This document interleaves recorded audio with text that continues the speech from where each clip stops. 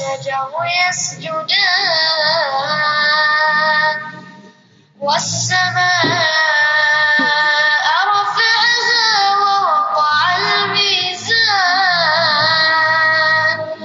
ألا تطغوا في الميزان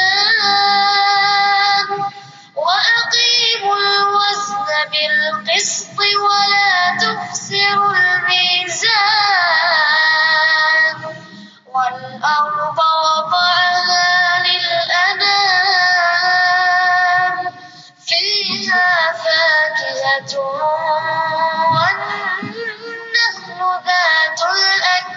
الأكمام والحب ذو العصف والريحان فبأي آلاء ربكما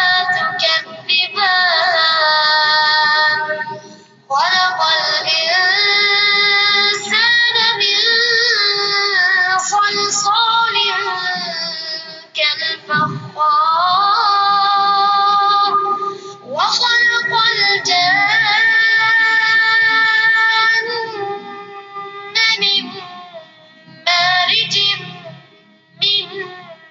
نار فبأي آلاء ربكما تكذبان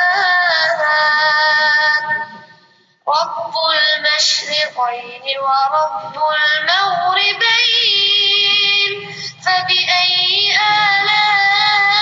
آلاء ربكما تكذبان مرج البحرين يلتقيان بينهما برزخ لا يبغيان فبأي آلاء ربكما تكذبان يخرج منهما اللؤلؤ والمرجان فبأي آلاء ربكما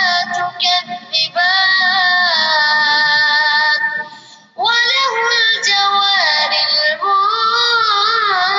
المنشآت في البحر كالأعلام فبأي آلاء ربكما تكذبان كل من عليها فان ويبقى وجه ربك ذو الجلال والإكرام فبأي آلاء ربكما تكذبان يسأله من في السماوات والأرض كل يوم هو في شأن فبأي آلاء ربكما تكذبان سنفرغ لكم أيها الثقلان فبأي آلاء ربكما تكذبان يا معشر الجن والإنس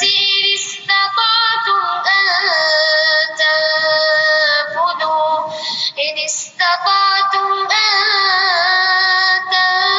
تنفذوا من أقطار السماوات والأرض فانفذوا لا تنفذون إلا بسلطان فبأي آلاء